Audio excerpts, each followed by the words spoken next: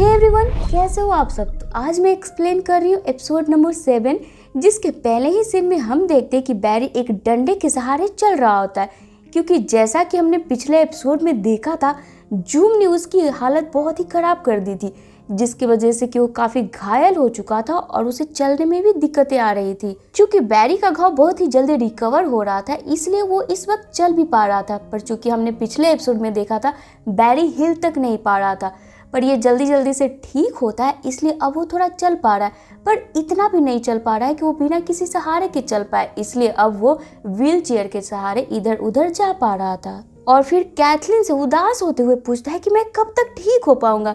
जवाब में अब कैथलीन बताती है कि कम से कम उसे रिकवर होने में अभी भी 1 हफ्ता लगने वाले हैं। और ये सुनकर बैरी और भी उदास हो जाता है कि तभी डॉक्टर हैडसन यहाँ आता है और वो सबको गुड बाय बोलते हुए बोलता है कि अब मैं यहाँ से जा रहा हूँ।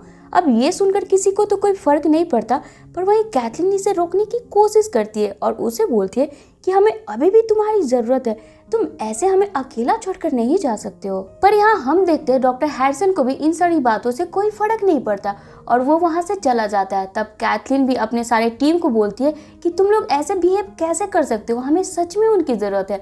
और मैं भी उनके पीछे जा रही हूँ और फिर से उन्हें समझाने की कोशिश करूंगी। तो अब आगे हम देखते हैं सिस्को के सिस्टम पे एक रिमाइंडर बजता है, जो कि सिस्को ने अपने डेट जाने के लिए लगा के रखी थी। तो फ्रेंड्स, ये उसी लड़की के साथ डेट पे जा रहा है जिसे हमने पिछले एपिसोड में जीटर कैफे में देखा था, जिसने सिस्को को अपना नंबर दिया था।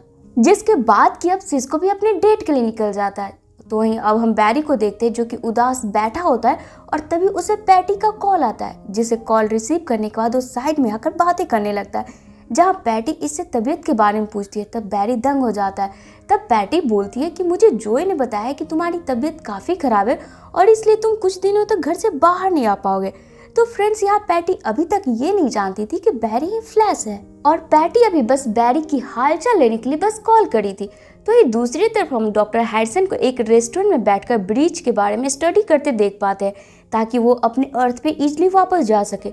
तो ये कैथलीन आती है और वापस से डॉक्टर हैडसन को समझाने लगती है, पर डॉक्टर हैडसन उसकी बातें नहीं सुनता है। जिस पर कैथलीन अब बताती है कि तुम चाहकर भी अपने अर्थ पे वापस नहीं जा पाओगे, क्योंकि प्रोफेसर आइंस्टीन ने पहले ही यहाँ के सारे ब्रिज का रास्ता बंद कर रखा है। और अब कहानी आगे बढ़ती है और अब हम एक साइंटिस्ट को उसके लैब में देख पाते हैं, जिसे कि अचानक से कुछ हो जाता है और वो तोड़फोड़ मचाने लगता है और अपने ही साथी को मारकर यहाँ से एक केमिकल सिलेंडर उठाकर बाहर की तरफ जाता है। पर जैसे ही वो बाहर पहुंचता है तो वो ये सोचने लगता है कि अभी अभी क्या हुआ है, जैसे कि वो सारा चीज को भूल गया हो। और अब जाकर हम ये समझ पाते हैं कि किसी ने उसके दिमाग पे कंट्रोल कर रखा हुआ है। और तभी हम देखते हैं वहाँ पे ग्रूड आ जाता है, जो कि काफी गुस्से में था और इसी ने साइंटिस्ट के दिमाग को काबू करके अपने लिए केमिकल सिलेंडर मंगवाया था। तो अब ग्रूड गुस्से में साइंटिस्ट को एक पंच मारता है, जिससे कि वो साइंटिस्ट जाकर दीवार से टकराता है और मौके पे ही मारा जाता है। तो अब अगले सीन में हम जोय और पैटी को साइंटिस्ट की लाश को एग्जामिन करते देख पाते हैं, जहां कि उन्हें कुछ हेयर सैंपल मिलता है, जिसे लेकर वे उसे लैब में भिजवा देते हैं। तो अब यहाँ पैटी जोय से वापस से बैरी के बारे में पूछती है। इस पर जोय बताता है कि वो अभी भी थोड़ा सा बीमार है, जब वो ठीक हो जाएगा तो उससे मिल लेना। तो अब हम बैरी को देख पाते हैं, जो कि ट्रेडमिल पर अपना प्रैक्टिस कर रहा था, पर ये अभी भी अपनी पहले जैसी स्पीड से नहीं भाग पा रहा है। और अब यहाँ बैरी बार बार उसी सीन को याद कर रहा होता है कि कैसे जूम ने इसके पूरे शहर में बेइज्जती करी है। अब यही सब सोचते हुए वो ट्रेडमिल से नीचे गिर जाता है कि तभी वहाँ पे जोय और आयरिस आकर इसे संभालते हैं, पर बैरी अभी भी ट्रेडमिल पर भागने की कोशिश करने लगता है। तब जोय इसे अपने पास बैठाकर समझाने लगता है कि जो भी हुआ वो तुम्हारी गलती नहीं थी। पर बैरी यहाँ से ये बोलकर चला जाता है कि मैं इस शहर को बचाने के काबिल ही नहीं हूँ। तो दूसरे सीन में हम कैथलीन और सिस्को को देख पाते हैं, जहाँ की सिस्को अपने कुछ देर पहले दिखे वाइफ के बारे में कैथलीन को बता रहा होता है कि अभी उसने कुछ देर पहले एक ऐसी मेटा ह्यूमन लड़की को देखा था जिसके कि बड़े बड़े पंख थे। कि तभी हम देखते कैथलीन को अचानक कुछ होने लगता है और वो सिस्को को एक पंच मारकर वहां से जाने लगती है। अब आगे हम जोय और कैथलीन को फोन से बातें करते देख पाते हैं, जहाँ की इनकी बातों से अब हम ये जान पाते हैं कि रिसर्च से उन्हें पता चला है कि जो हेयर सैंपल उन्हें घटनास्थल से मिली थी वो एक गोरिल्ला की है। अब ये सुनकर जोय तुरंत ही कॉल काट देता है और वो समझ जाता है कि ये काम ग्रूड का ही है। तो दूसरी तरफ हम सिस्को को देखते हैं, जो कि कैथलीन को ढूंढ रहा होता है, पर कैथलीन यहाँ स्टार लैब से गायब होती है, तब वो बैरी के पास जाकर बोलता है कि कैथलीन स्टार लैब से गायब है, साथ ही कुछ देर पहले वो कुछ अजीब सा बिहेव कर रही थी। कि तभी वहाँ डिटेक्टिव जोय आता है और इन दोनों को ग्रूड के बारे में बताता है। तब ये सुनकर ये दोनों समझ जाते हैं कि कैथलीन को ग्रूड ही अपने साथ ले गया होगा, जिसके बाद कि अब ये सभी परेशान हो जाते हैं कि अब कैथलीन को कैसे वापस लाया जाए। जिस पर कि अब जोय बैरी से बोलता है कि हम पहले ही की तरह सर्वर में ग्रूड को ढूंढ सकते हैं या फिर किसी बंद घर में उसे ढूंढ सकते हैं। अब इतना बोलकर वो वहां से जाने लगता है। तब बैरी जोय से पूछता है कि अब इन सब में वो क्या कर सकता है। जवाब में जोय बोलता है कि तुम्हारे पैर खराब हुआ है, ना कि दिमाग।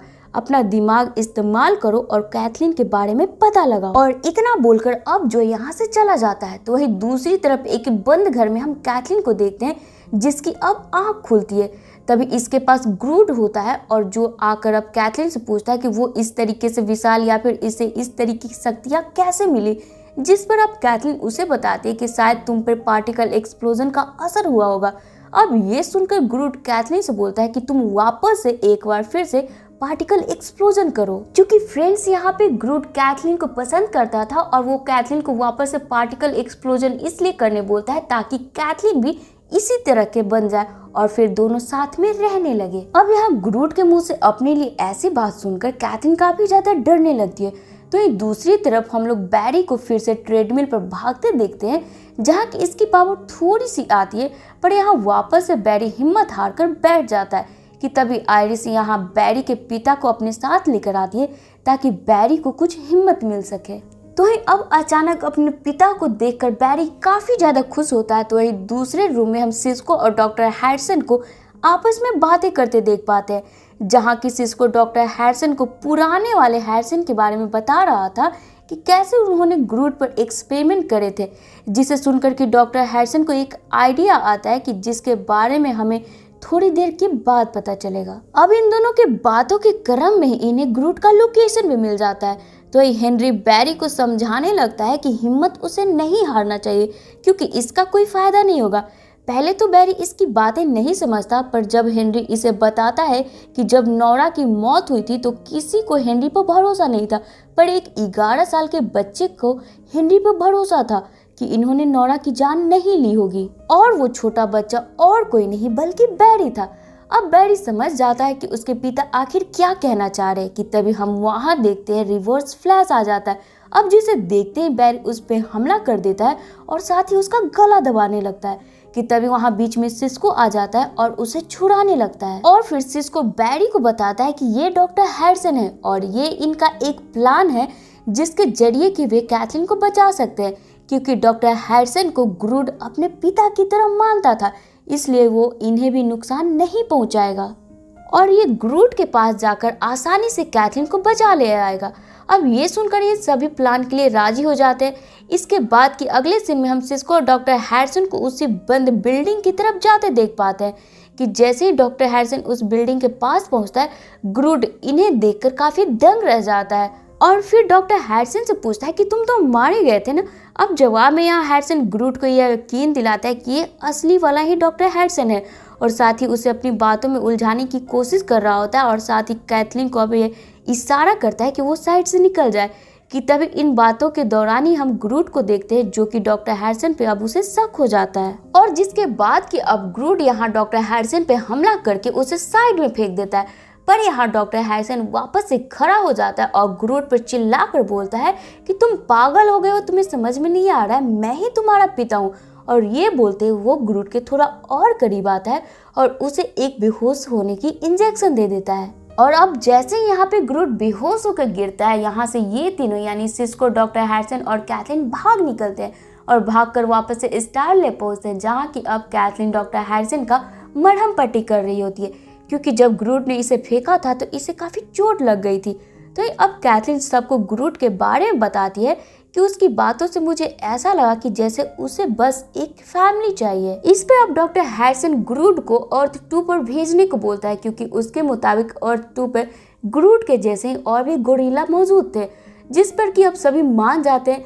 तो अब अगले प्लान के हिसाब से कैथलीन को ग्रूड के उसी बिल्डिंग के नीचे ले जाकर छोड़ दिया जाता है, जहाँ से कि अब कैथरीन ग्रूट को बुलाती है। तो फ्रेंड्स, इन लोग का प्लान ये था कि कैथरीन सबसे पहले जाके ग्रूट को अपनी तरफ आकर्षित करके उसे अपने पास बुलाएगी, जिसके बाद कि किसी तरीके से उसे एक ब्रिज वाले जगह पर ले जाया जाएगा, जिसके बाद कि वहाँ के ब्रिज के गेट को खोलकर इसे अर्थ 2 में भेज दिया जाएगा। तो फ्रेंड्स, अब यहाँ बैरी भी चूंकि पहले की तरह नॉर्मल हो चुका था, ये ब्रिज को आसानी से खोल सकता है और अब प्लान के मुताबिक वे लोग आगे बढ़ते हैं और अब कैथरीन ग्रूट को अपने पास बुलाती है। अब यहाँ जैसे ही ग्रूट कैथरीन का आवाज सुनता है, वो फौरन उस जगह पे पहुंच जाता है कि तभी वहाँ पे बैरी आता है और कैथरीन को साइड में रख देता है और फिर ग्रूट से बोलता है, अगर तुम्हें कैथरीन चाहिए तो पहले मुझे पकड़ना पड़ेगा। अब ये सुनकर ग्रूट को उस पर काफी गुस्सा आता है, जिसके बाद कि वो बैरी के पीछे भागने लगता है। तो वही दूसरी तरफ प्लान के मुताबिक डॉक्टर हैरिसन और सिस्को ने ब्रिज वाली गेट के पास एक सर्कल बना रखी थी, जिसमें कि बैरी को ग्रूट को लाना था।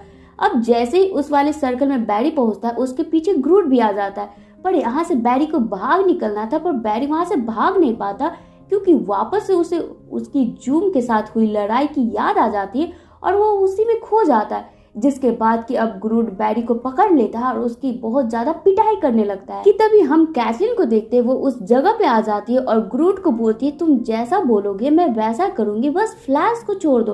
अब ग्रूट जैसे ही कैथरीन पर ध्यान देने लगता है, यहाँ मौका मिलते ही बैरी वहां से उठकर भाग निकलता है। तो अब सिस्को भी मौका मिलते ही तुरंत से ब्रिज के गेट को खोल देता है, पर चूंकि ग्रूट यहाँ पे काफी भारी था, वो गेट उसे खींच नहीं पा रहा था। कि तभी हम फ्लैश को देखते हैं, वो एक राउंड पूरे शहर का लेता है और अपने पूरे सुपरसोनिक पावर से ग्रूट को एक पंच मारता है, जिससे कि ग्रूट अब उस गेट के जरिए अर्थ 2 पे चला जाता है। और अब ये देखकर सभी काफी खुश हो जाते हैं। तो वहीं चूंकि अब हेनरी का काम भी खत्म हो गया था, वो डॉक्टर हैरिसन से अलविदा लेकर बैरी के साथ डिटेक्टिव जोय के घर जाता है। तो इन सभी के जाने के बाद कैथरीन डॉक्टर हैरिसन को उन सब की जान बचाने के लिए शुक्रिया बोलती है। साथ ही अब कैथरीन डॉक्टर हैरिसन को ये यकीन दिलाती है कि वे लोग मिलकर डॉक्टर हैरिसन की बेटी यानी जेसी हैरिसन को ढूंढने में उनकी मदद करेगी। तो ये हम जोय के घर में हेनरी को देख पाते हैं, जहाँ की वो बैरी और आइरिस के बचपन की कुछ तस्वीरें को देख रहा होता है। तो हेनरी अब इमोशनल होते हुए जोय और आइरिस से गले लगते हुए बैरी के साथ वहां से निकल जाता है। कि तभी हम जोय को देखते हैं कि वो उदास होता हुआ ये बोलता है कि मुझे लगता ही नहीं कि बैरी हेनरी का बेटा है, मुझे लगता है कि वो मेरा ही बेटा है। तो आगे के सीन में हमें स्टेशन पे दिखाया जाता है, जहाँ की अब बैरी हेनरी को छोड़कर वापस से पैटी से मिलने जाता है और अब वो जाकर पैटी से बताता है कि मेरा कोई तबीयत खराब नहीं था, बल्कि मैं अपने पिता के साथ वक्त गुजार रहा था। दरअसल पैटी, तुम्हें ये मालूम नहीं है, पर मेरे पिता काफी दिनों तक मेरी माँ की झूठे मर्डर के इल्जाम में जेल में कैद थे और बहुत दिनों बाद वो चूंकि बाहर आए हैं, मुझे बहुत अच्छा लगता है उनके साथ अकेले वक्त गुजारना। अब यहाँ पैटी बैरी को बोलती है, मुझे यही बात तो तुम्हें काफी अच्छी लगती है कि तुम मुझसे कभी भी झूठ नहीं बोलते।